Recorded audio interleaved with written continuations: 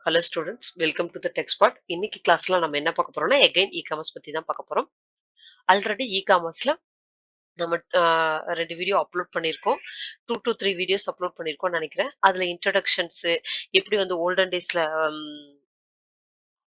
என்ன சொல்றது நம்ம பொருள் எல்லாம் வித்தாங்க. இப்ப எப்படி எந்த ஒரு தடையும் இல்லாம இ ஆன்லைன் மூலியமா பொருள விக்கிறோம். அதுக்கப்புறம் பிசினஸ்னா என்ன? அதுல ஒரு சப்செட் தான் இகாமர்ஸ். அப்புறம் இகாமர்ஸ் பத்தி பார்த்தோம். இகாமர்ஸ் எவ்ளோ தூரம் இன்டர்நெட் வழியா அது வளர்ந்து வந்துட்டு இருக்கு அப்படிங்கிறத பத்தி பார்த்திருந்தோம். இன்னைக்கு கிளாஸ்ல நம்ம என்ன பார்க்க போறோம் அப்படின்னு பார்த்தீங்கன்னா, அ இதுக்கு லாஸ்ட் கிளாஸ்ல டெவலப்மென்ட் ஆஃப் இகாமர்ஸ் பத்தி பார்த்தோம். இன்னைக்கு என்ன பார்க்க போறோம் அப்படின்னு பார்த்தீங்கன்னா, classification of ecommerce business models. டிரான்சாக்ஷன பேஸ் பண்ணி இகாமர்ஸ கிளாசிஃபைடு பண்ணியிருக்காங்க. டிரான்சாக்ஷன்னா என்ன அப்படின்னா, நம்ம எப்படி ஒரு டிரான்சாக்ஷன் பண்றோம்? பல்க் டிரான்சாக்ஷனா? சிங்கிள் டிரான்சாக்ஷனா? இப்ப நம்ம ஒரு பொருள் ஆர்டர் பண்ணி வாங்குறோம் அப்படின்னா, அது ஒரு ₹500 இருக்கும். அதே வந்து பல்க்கா ஒரு அதிலேயே 10 ப்ராடக்ட் வாங்க போறோம் அப்படின்னு பார்த்தீங்கன்னா, அதனோட ரேட் டிஃபரெண்ட்டா இருக்கும். ஸோ அந்த மாதிரி அந்த டிரான்சாக்ஷன பேஸ் பண்ணி உங்களுக்கு என்ன பண்ணியிருக்காங்க அப்படின்னு பார்த்தீங்கன்னா, கிளாசிஃபை பண்ணியிருக்காங்க அப்படின்னு சொல்லலாம். இப்ப இந்த பிசினஸ் இப்போ okay let's go to the topic classification of ecommerce business மாடல்ல business organizations, consumers and government are the major parties in the e-commerce. E-commerceல ஆர்கனைசேஷனும் கன்சியூமரும் கவர்மெண்ட்டும் ரொம்ப ஒரு மேஜர் பார்ட்டிஸ்ன்னு சொல்லலாம். சம்டைம்ஸ் எம்ப்ளாயும் கூட அதுல இன்க்ளூட் ஆவாங்க. இப்ப based upon the entities involved in the transaction சொன்ன பாத்தீங்களா? டிரான்சாக்ஷனை பேஸ் பண்ணி இகாமர்ஸை கிளாசிஃபை பண்ணிட்டாங்க. இப்ப இது பார்க்க தான் வந்து 9 கேட்டகரிஸ் இருக்கிற மாதிரி இருக்கும். கொஞ்சம் தியரி பெருசா இருக்கிற மாதிரி இருக்கும். பட் நம்ம சின்ன சின்ன எக்ஸாம்பிள்ஸ் அண்டர்ஸ்டாண்ட் பண்ணிட்டு நம்மளே ஓனாவே எழுத முடியும். ஏன்னா அந்த அளவுக்கு இது வந்து டே டு டே லைஃப்ல யூஸ் பண்றதா. இப்ப பிசினஸ் டு பிசினஸ் அப்படின்னு என்னன்னா இது எங்க நடக்குது அப்படின்னு பாத்தீங்கன்னா, B2B e-commerce commercial transaction take a place between different business organisation 2 business organisation இடையில நடக்கும். இதுக்கு ஒரு பெஸ்ட் எக்ஸாம்பிள் என்ன சொல்லியிருக்காங்கன்னா, சைக்கிள் கம்பெனி வந்து டயர் கம்பெனி கூட ஒரு பிசினஸ மேக் பண்ணுது. அதுக்கு மீனிங் என்னன்னா, இப்போ ஒரு சைக்கிள் அவங்க ஒரு 1000 சைக்கிள்ஸ் ரெடி பண்றாங்கன்னா, அது 2000 டயர் வாங்க போறாங்க. அப்ப அவங்க என்ன பண்ணணும், ஒரு கடையில போய் டயர் வாங்கக்கூடாது. டயர் கம்பெனிய டைரக்ட்டா கான்டாக்ட் பண்ணணும். அவங்க கிட்ட இருந்து ஆர்டர் எடுக்கணும். ஏன்னா, அப்பதான் இவங்களுக்கும் ரேட் கம்மியா இருக்கும். அப்பதான் பல்க் பர்ச்சேஸ் கிடைக்கும். ஒரு கடையில போய் எனக்கு 2000 டயர் வேணும்னு கேட்க முடியுமா? அவங்களே 2000 டயர் தான் ஸ்டாக் 1500 டயர்ஸ் தான் ஸ்டாக் வச்சிருப்பாங்க விக்கிறதுக்காக. நம்ம போய் பல்க்கா 2000 வாங்க முடியாது. சோ நம்ம என்ன பண்ணுவோம்னா, ஒரு சைக்கிள் கம்பெனி என்ன பண்றாங்கன்னா, ஒரு டயர் கம்பெனி கிட்ட போயி, ஐ நீட் எனக்கு இவ்ளோ ஒரு 3 to 4000 டயர்ஸ் தேவை அப்படின்னு இப்ப இப்ப நம்ம ஒரு டயர் வாங்குறோம். ஒரு சைக்கிள் டயர் ₹500 அப்படின்னா, இப்ப அதே வந்து ஒரு 3000, 4000 டயர்ஸ் வாங்குறாங்க அப்படிங்கும்போது, அப்ப அதனோட டிரான்சாக்ஷன் எப்படி இருக்கும்? பல்க்கா இருக்கும். அதுதான் பிசினஸ் டூ பிசினஸ். இப்ப பல்க் டிரான்சாக்ஷன் நடக்குது இதுக்கு இடையில அப்படின்னு சொல்லலாம். இப்ப இதுல 2 டைப் இருக்கு. ஓகேவா? இதுல என்ன 2 டைப் அப்படின்னு பார்த்தீங்கன்னா, out sourcing and half sourcing சொல்லுவாங்க. B2B இ-காமர்ஸ்ல. இந்த அவுட் சோர்சிங், ஆன் சோர்சிங்க்கு என்ன அப்படின்னா, ஒரு கம்பெனி வந்து என்ன பண்ணுதுன்னு hire to another company hire பண்ணுது. அதுக்கு பேர் தான் அவுட் சோர்சிங் சொல்லுவாங்க. அதுக்கு என்னன்னா, இப்போ ஒரு ப்ராடக்ட் பேஸ் என்ன பண்ணுவாங்க அப்படின்னு பார்த்தீங்கன்னா, வேற ஏதாவது சர்வீஸ் பேஸ்ட் கம்பெனிக்கு என்ன பண்ணுவாங்கன்னா, வொர்க்க குடுப்பாங்க. குடுத்து அவங்க கிட்ட இருந்து முடிச்சு வாங்கிப்பாங்க. இது அவுட் சோர்சிங் சொல்லலாம். இதே வந்து ஒரு கம்பெனி வந்து வேற ஒரு கண்ட்ரில இருக்கும். ஓகேவா? If the work is outsourced to the company which is outside ஒரு வொர்க்க வந்து அவுட் சோர்ஸ் பண்றோம். ஆனா அந்த outside its own outside it is a own country. இப்ப நம்ம வேற ஒரு கண்ட்ரிக்கு நம்ம குடுத்து அந்த வேலைய வாங்குறோம்னா, அது வந்து ஆஃப் ஷோர்ன்னு சொல்லுவாங்க. இப்ப ஜெனரலா வொர்க் பண்றோம்னு வச்சுக்கோங்களேன். இப்போ யுஎஸ்ல ஒரு கம்பெனி இருக்கு. அதே கம்பெனி இந்தியால இருக்கு. அங்க இருக்கிறவங்கள என்ன சொல்லுவாங்கன்னா, ஆஃப் ஷோர்ல வொர்க் பண்றாங்க அப்படின்னு சொல்லுவாங்க. ஆஃப் ஷோர் ஆன் சைட்னா அவங்க ஆன் சைட்ல வொர்க் பண்றாங்க. நம்ம ஆஃப் ஷோர்ல வொர்க் பண்றோம் அப்படிங்கிறது தான் மீனிங். ஓகே. அடுத்தது பிசினஸ் டூ கன்சியூமர் அப்படின்னா இதுக்கு இந்த கமர்ஷியல் டிரான்சாக்ஷன் எதுக்கு இடையில நடக்குது?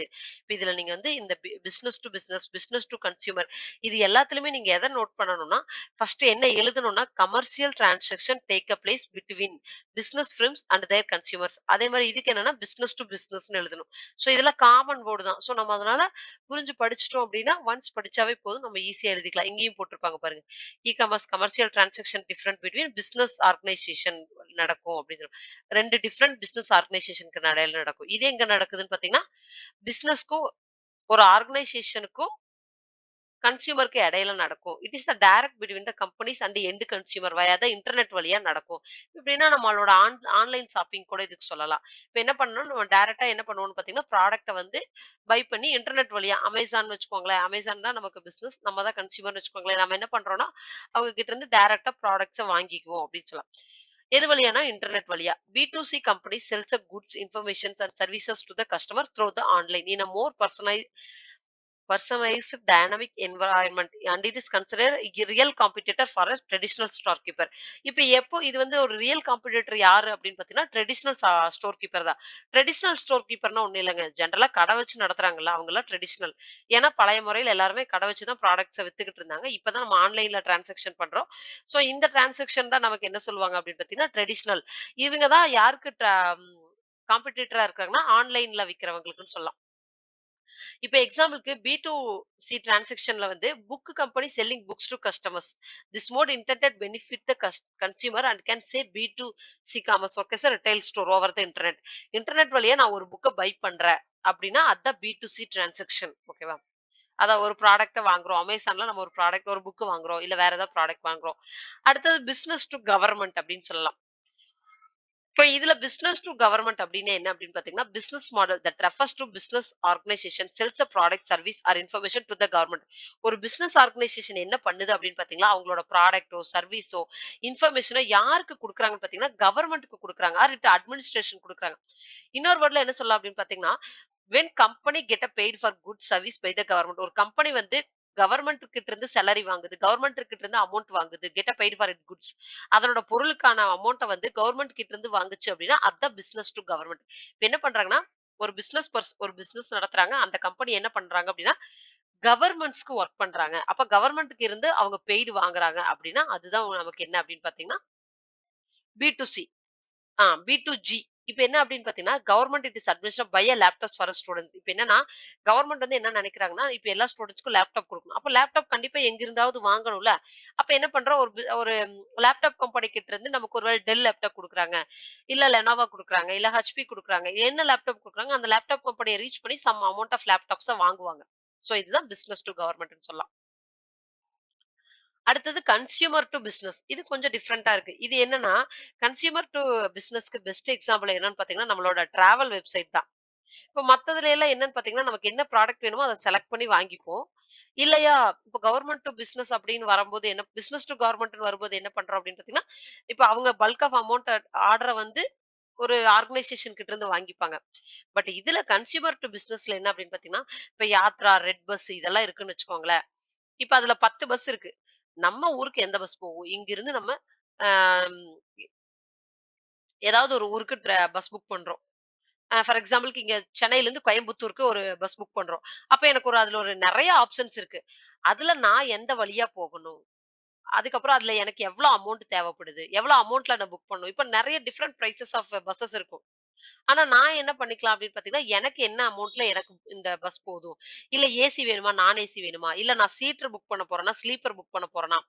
இந்த மாரி கன்சியூமர் நீடுக்கு ஏத்த மாதிரி நம்ம என்ன பண்ணிக்கலாம் அப்படின்னு பார்த்தீங்கன்னா, ரெடி பண்ணி நம்ம வந்து பிசினஸ் அவங்க கிட்ட இருந்து வாங்குறது தான் கன்சியூமர் டூ பிசினஸ் அப்படின்னு சொல்லலாம். ஓகே வாங்க கிளாஸ்க்குள்ள போலாம். இப்ப consumer to business can be described form of ecommerce. எங்க அப்படின்னு பார்த்தீங்கன்னா, transaction is originated by the consumers. Transaction எங்க நடக்குதுன்னா, கன்சியூமர் கிட்ட இருந்து நடக்குது. யாருக்கு போகுதுன்னா, பிசினஸ் பெர்சனுக்கு போகுது. த consumer will fix the requirement. Consumer வந்து ரெக்வயர்மென்ட்ட ஃபிக்ஸ் பண்ணிக்கலாம். நான் தான் சொன்னேன் பார்த்தீங்களா, நமக்கு என்ன டைப் ஆஃப் பஸ் வேணும், எவ்வளோ அமௌண்ட்ல வேணும், நமக்கு ஒரு சீட்டுக்கு நம்ம எவ்வளோ பே பண்ணலாம். இப்போ ₹1000க்கும் இருக்கும், ₹700க்கும் இருக்கும். ஆனா நமக்கு ₹1000 இல்ல 700க்கு எனக்கு எனஃப். நான் எக்கனாமிக்கா எனக்கு 700 எனஃப். இல்ல எனக்கு வந்து கொஞ்சம் குட்டா இருக்கணும். நான் ₹1000 போறேன். சோ இது எல்லாமே நம்மளோட ரெக்வயர்மென்ட் தான். நம்மளோட ரெக்வயர்மென்ட்க்கு தகுந்த மாதிரி ஸ்பெசிஃபிக் பிரைஸ், சர்வீஸ் இது எல்லாமே என்ன பண்ணிக்கலாம்னா நம்ம செலக்ட் பண்ணிக்கலாம். C2B model also called as a reverse acquisition மாடல்னு சொல்லுவாங்க. Here customer bid his price for service or product. அந்த ப்ராடக்ட் ஆர் சர்வீஸ்க்கு கஸ்டமர் தான் பிரைஸ் வந்து இது பண்ணுவாங்கன்னு சொல்றாங்க. இப்போ the e-commerce business entity will match the requirement of the consumer to best possible extent. இப்போ இந்த e-commerce business entityல என்ன நடக்கணும்னா, இப்ப நம்ம ஒரு பஸ் தேடுறோம். அது நமக்கு தகுந்த மாதிரி டைரக்ட் மேட்ச் ஆச்சுன்னா தான் நம்ம அத பர்ச்சேஸ் பண்ணுவோம்.